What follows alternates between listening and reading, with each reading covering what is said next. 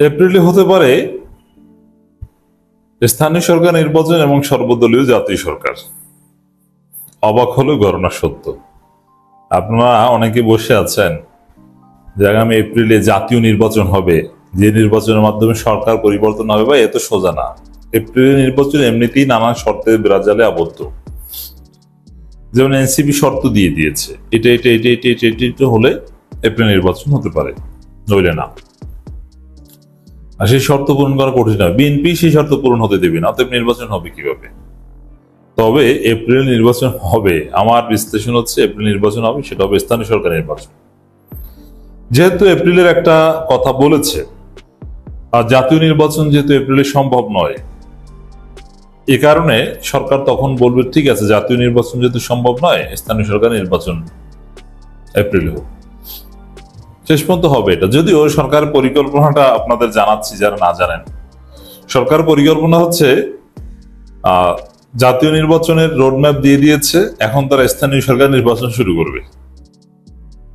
বুঝতে পারছেন? বিএনপির কান্নাকাটি তো দেখবেন 2 দিন পর স্থানীয় সরকার নির্বাচন দিয়ে দিবে। সব একসাথে না, ধাপে ধাপে সিটি কর্পোরেশন নানান কিছু দিয়ে দেবে। বিশেষ করে ঢাকা উত্তর দক্ষিণ এই দুইটা আগে করবে, তারপরে বিএনপির কামড়া কামড়ে দৌড়দৌড়ি শুরু হয়ে যাবে। দর্শক, সরকারের দৃষ্টিভঙ্গি এখন এরকম যে আগে বিএনপি স্থানীয় সরকার নির্বাচনের বিরোধিতা করতো এই সেন্সে যে স্থানীয় সরকার নির্বাচন করতে গেলে জাতীয় নির্বাচন লেট হবে। এখন জাতীয় নির্বাচনে তো একটা টাইম ফ্রেমিং দেওয়া হয়েছে, এখন স্থানীয় সরকার নির্বাচন তার করলে তো আর লেটের প্রশ্ন আসে না, অতএব স্থানীয় সরকার নির্বাচন হতে পারে। আবার ছাত্র সংসদ নির্বাচন বিভিন্ন জায়গায় শুরু হয়ে যাচ্ছে খুব শীঘ্রই। 2-1 জায়গায় ডাকসুটটা হতে পারলে আগামী 3 মাসের মধ্যে ডাকসুটটা হওয়ার সম্ভাবনা রয়েছে। তার আগে জাহাঙ্গীরনগরটা হবে সবার আগে, এরপরে জগন্নাথেরটা হবে। জগন্নাথে ঝামেলা কম, জগন্নাথে একটা ঐক্য আছে, ছাত্রদল, শিবির, সব সংগঠন একটা পিসফুলি কোএক্সিস্ট করছে তারা। এই জন্য জগন্নাথে ছাত্র সংসদ নির্বাচনটা সহজ হবে। তো কয়েক জায়গায় হলে সব জায়গায় হওয়ার একটা হিরিক পড়ে যাবে, ছাত্র সংসদ নির্বাচনে স্থানীয় সরকার নির্বাচন। তো দর্শক, এপ্রিলে জাতীয় নির্বাচন নয়, স্থানীয় সরকার নির্বাচন জোরালোভাবে শুরু হবে এবং বর্তমান কাঠামো সরকার একটা, ওই যে পিনাকি ভট্টাচার্যের ট্রানজিশন গভর্নমেন্ট থিওরি আছে না, এই ট্রানজিশন গভর্নমেন্ট আসবে, মানে এই ফরম্যাট থেকে অন্য ফরম্যাটে রূপ নেবে। অন্তর্বর্তীকালীন সরকার থেকে জাতীয় সরকার হবে। কারণ বাংলাদেশের যে আইন শৃঙ্খলা পরিস্থিতি বা রাজনৈতিক পক্ষপাত বা রাজনৈতিক সংস্কৃতি বা রাজনৈতিক যে দুর্বৃত্তপনা, এটা এত সহজে সমাধান হচ্ছে না এবং আমাদের কাঙ্ক্ষিত নির্বাচনের পরিবেশও হয়নি। অনেক সংস্কার প্রয়োজন রয়েছে। নির্বাচন সুষ্ঠু তো হতেই দিবে না, ভোট চুরি করে, প্রতিপক্ষের উপর হামলা করবে, নিজেরা মারামারি করে শত শত লোক নিহত হবে, মনোনয়ন বাণিজ্য করবে, কালা টোকার সরাসরি হবে, ভোট কেন্দ্রে যেতে দেবে না, রাত্রেই ভোট নিয়ে দেবে, ব্যালট বক্স ডাকাতি করবে। অতএব এই জায়গাটায় অনেক জটিলতা আছে, অনেক দীর্ঘ পথ পাড়ি দিতে হবে। এত সহজ নয় যে এপ্রিল নির্বাচন হবে। এখন যেটা হতে পারে, সরকার কয়েক জায়গায় স্থানীয় সরকার নির্বাচন দ্রুতই করবে, আগামী 2-3 মাসের মধ্যেই করবে বা 3 মাসের মধ্যেই করবে। কিন্তু জাতীয় নির্বাচনের জন্য যে কন্ডিশন বা স্থানীয় সরকার নির্বাচনের যে পরীক্ষায় সরকার এবং ইসিকে পাশ করতে হবে, এটা তারা পারবে না। যার ফলে এপ্রিল ঘনিয়ে আসলে তখন স্থানীয় সরকার নির্বাচন যাতে সুষ্ঠু হয় এরকম কিছু সংস্কার করে স্থানীয় সরকার নির্বাচনটা জোরালোভাবে এপ্রিলে চালিয়ে দিতে পারে। তবে একটা বিষয়, যে এপ্রিলের পর বর্তমান কাঠামোর সরকার টিকবে না এবং তাদের নৈতিক ভিত্তিও থাকে না।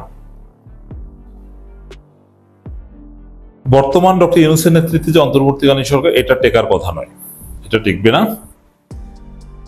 টিকবে না মানে কি? তাহলে কি নির্বাচন দিয়ে কথিত নির্বাচিত সরকার আসবে? তাও না, তখন হতে হবে জাতীয় সরকার। বিএনপি চাইবে 3 মাস মেয়াদী তত্ত্বাবধায়ক সরকার, কিন্তু না, ডক্টর ইউনূসকে প্রধান করেই জাতীয় সরকার হতে পারে। কারণ এপ্রিলে নির্বাচন হোক বা না হোক, একটা অস্থিতিশীলতা তৈরি হবে। নির্বাচন না হলেও দেশে কিছুটা ঝামেলা হবে। সেই ঝামেলার জন্য জাতীয় সরকার গঠন করা ছাড়া অন্য কোনো উপায় থাকবে না। এই নির্বাচন কমিশন তো বলেছিল চালাকি করে যে ডিসেম্বর নির্বাচনের জন্য আমরা প্রস্তুত, অথচ সরকার ডিসেম্বর নির্বাচনের কথা বলেইনি। ডিসেম্বর নির্বাচনের কথা বলেছে বিএনপি আর ওয়াকার। তাহলে ইসি এতদিন ওয়াকার আর বিএনপির কথা লাফিয়েছে, এখন এই ইসি কিন্তু চাকরি চলে যাবে ইসি, এদের তো বাদ দিতে হবে, নইলে তো হবে না। মানে স্থানীয় নির্বাচনের কিছু কিছু বিষয় সরকার খুব শীঘ্রই নির্বাচন কমিশনকে বলবে। যেমন ঢাকার 2 সিটি কর্পোরেশনে নির্বাচন আয়োজনের জন্য অলরেডি চিঠি দিয়েছে। তাহলে দর্শক একটা বিষয় মোটামুটি নিশ্চিত ধরতে পারেন, খুব শীঘ্রই বিভিন্ন জায়গায় স্থানীয় সরকার নির্বাচন এবং ছাত্র সংসদ নির্বাচন শুরু হবে। তারপরে এটা নিয়ে বিএনপির মধ্যে ভয়ানক রক্তারক্তি শুরু হবে এবং ইসির সক্ষমতার টেস্ট হবে, আইন শৃঙ্খলা রক্ষাকারী বাহিনীর সক্ষমতার টেস্ট হবে, আমাদের রাজনৈতিক সংস্কৃতি বা সুষ্ঠু নির্বাচন কিভাবে হয় এটা টেস্ট হবে। তখন মানুষই বলবে যে কি নির্বাচন, তো সেই আগের চাইতেও খারাপ, বিএনপি তো সব চুরি করে নিয়ে গেছে। অর্থাৎ এপ্রিলে নির্বাচন এটা প্রশ্নে আসে না। আসুন আমরা ব্যাপক সংস্কার করি, আমরা অপেক্ষা করি, জাতীয় সরকার গঠন করি, বিএনপির আকাম বন্ধ করি, বিএনপিকে সংস্কার করি। বেশি না, 4টা সিটি কর্পোরেশন নির্বাচন দিলেই, ঢাকার 2টা, ঢাকার বাইরের 2টা দিলেই জাতি বলা শুরু করবে যে আমরা ব্যাপক সংস্কার চাই, নির্বাচনে কোনো পরিবেশই নেই। কারণ সামান্য পেশাজীবীদের নির্বাচন, আইনজীবী সমিতির নির্বাচন, সেখানেই বিএনপি ভয়ানক চুরি করেছে বা চুরি করার সব ধরনের চেষ্টা করেছে, যেখানেই পেরেছে।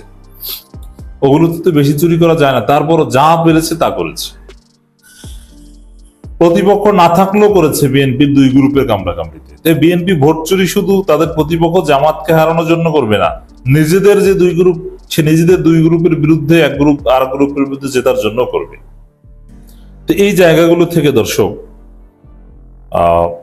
স্থানীয় সরকার নির্বাচন সরকার কয়েক জায়গা দিয়ে দিবে, তারপরে দেখবেন যে এপ্রিলের নির্বাচনের বিরুদ্ধে জনমত গঠন হবে। মানুষ তখন বাধ্য হয়ে সর্বদলীয় জাতীয় সরকার চাইবে, বুদ্ধিজীবীরা এগিয়ে আসবে এবং দিন শেষে এটাই ঘটবে। অবাক হলো ঘটনা, এটাই সত্য, জাতি দেশ সেদিকেই যাচ্ছে বলে আমরা মনে করছি। দর্শকবৃন্দ, আমি জিয়াউর রহমানের রাজনীতির পক্ষে, আমি বেগম জিয়া সাহসিকতার পক্ষে। তাইলে আমি বিএনপির এই মুহূর্তে তাদের এই নপুংসতা, তাদের এসব ভুল ন্যারেটিভ এবং বেঈমানদেরকে কেন বলছি এরা বাংলাদেশের পক্ষের মানুষ না?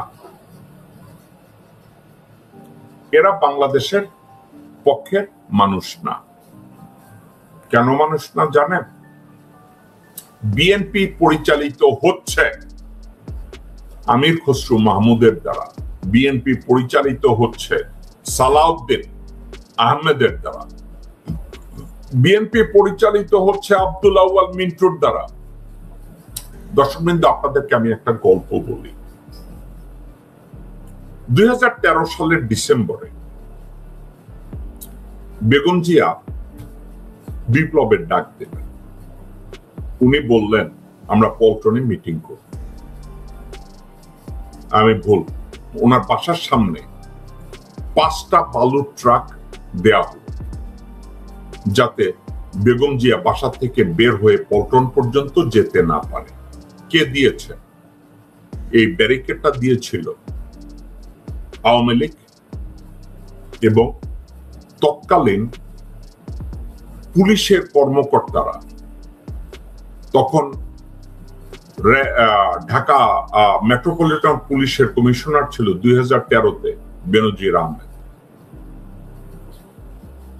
বেনজির আহমেদ যখন ওখানে ব্যারিকেডের ব্যবস্থা করলেন, বালুর ট্রাক পাঠিয়ে দিলেন যাতে বেগম জিয়া বাসা থেকে বেরোতে না পারে।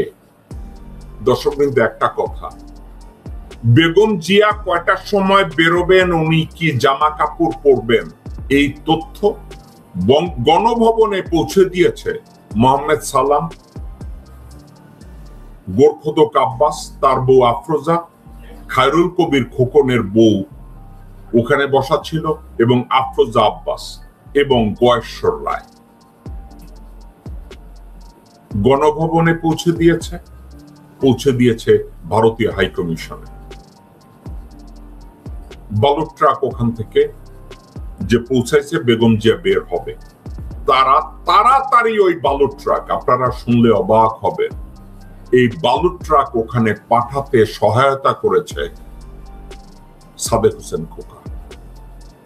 ওই বালুর ট্রাকের কন্ট্রাক্টরদের ঠিক করে দিয়েছে মোহাম্মদ সালাম। এক হচ্ছে গলাবাজি করে আপনাদের সামনে বিএনপির নেতা মোহাম্মদ সালাম। এই বালুর ট্রাক ওখানে পাঠানোর, অর্গানাইজ করার দায়িত্ব দেয়া হয়েছিল সাদেক হোসেন খোকাকে, এবং সাদেক হোসেন খোকা এবং মির্জা আব্বাসরা ওখানে বালুর ট্রাক পাঠাইছে, এবং এদেরকে সহায়তা করেছে গোরখোদক আব্বাস। ওখানে এই ছোট্ট অ্যারেঞ্জমেন্ট করতে টাকা যা লাগে টুকটাক এখানে ইনভেস্ট করেছিল আব্দুল আউয়াল মিন্টু। এখন বিএনপির অন্যান্য নেতারা যখন তারা বলল যে আমরা 5টা ট্রাককে ঘুরিয়ে দেব ওখানে গিয়ে, সহযোগী দল ছিল জামাতে ইসলামী, সহযোগী দল ছিল অন্যান্য দল, তাদেরকে বলল যে ঠিক আছে, আমরা ওখানে গিয়ে ওগুলা সরাবো। বালুর ট্রাক সরানোর জন্য জামাত প্রাণপণ আন্দোলনের জন্য তৈরি হলো, বালুর ট্রাক গুলোকে ওখান থেকে ভেঙে ফেলে দিবে, সবকিছু রেডি। যখন তারা বালুর ট্রাক সরানোর জন্য যাচ্ছিল, জামাতের নেতৃবৃন্দকে বলা হলো সাদেক হোসেন খোকা থেকে, হ্যাঁ আমরাও বেরোচ্ছি। মোহাম্মদ সালামও বলল আমরা বেরোচ্ছি, মির্জা আব্বাসও বলল আমরা বেরোচ্ছি। এখন মজার কথা, সকাল 8টা, 9টা, 10টা, 11টা, 12টা, 2টা, 5টা, কেউ যায় না। জামাত তারা হয়তো বুঝে ফেলেছিল যে বিএনপি বেগম জিয়ার সাথে গাদ্দারি করলো। আপনারা কি জানেন দর্শকবৃন্দ, জামাত যখন দুর্বার আন্দোলনে তারা মুভ করা শুরু করলো, বেনজির তাদেরকে সরাসরি গুলির অর্ডার দিয়ে জামাতের 2 জন মানুষকে খুন করে ফেলল 2013 সালের 29শে ডিসেম্বর। ওটা একটা বেঈমানের দিন। গোরখোদক আব্বাস, আমির খসরু মাহমুদ, আপনারা শুনলে একটু আকাশ থেকে পড়বেন। যখন তারা বলছে আমরা আসতেছি, তখন গোরখোদক আব্বাস গণভবনে, সাদেক হোসেন খোকা এবং সালাম এরা তখন মিউনিসিপাল কর্পোরেশনে, এবং পরবর্তীতে তারা একত্র হয়ে মিটিং করেছে আমির খসরু মাহমুদের সেরিনা হোটেলে, এবং পরবর্তীতে ওখান থেকে তারা সবাই গণভবনে গিয়ে হাসিনার সাথে সেলিব্রেট করেছে গভীর রাত্রে।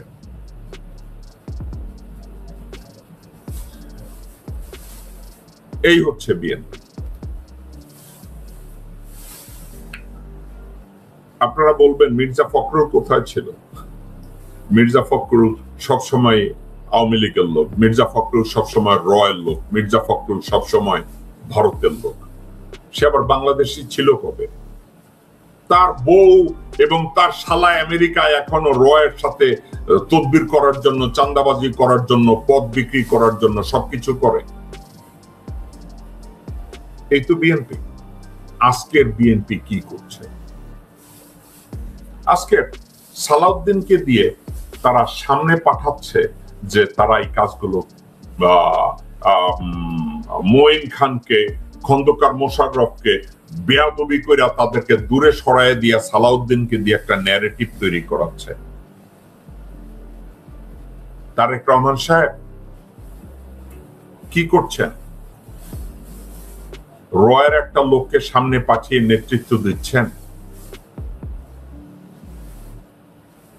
রয়ের লোকজনদেরকে তারা এখন বলে যে আপনি তো লিখিত দিয়ে গেছিলেন যে আপনি বাংলাদেশের রাজনীতিতে আসবেন না, তারপর তো বাংলাদেশে এসে আপনি রাজনীতি করবেন না, এটা তো আপনি লিখিত দিয়ে গেছিলেন। আর এখন রয়্যাল লোকজনদেরকে দিয়ে আপনি এখন সালাউদ্দিনকে প্রত্যেকটা কাজে যেখানে দেশের জনগণ বলে ভারতীয় মাল, আপনি আপনার প্রো বাংলাদেশি লিডারদের চোখে দেখেন না, আপনি চোখে দেখেন এই ভারতীয় মাল তাদেরকে। আপনি ভারতীয় মাল আমির খসরু মাহমুদ আপনার নেতা, ভারতীয় মাল সালাউদ্দিন আহমেদ আপনার নেতা, ভারতীয় মাল আব্দুল আউয়াল মিন্টু আপনার নেতা, ভারতীয় মাল রুমিন ফারহান আপনার নেতা। বাহ তারেক রহমান সাহেব, বাহ, ভালোই করছেন।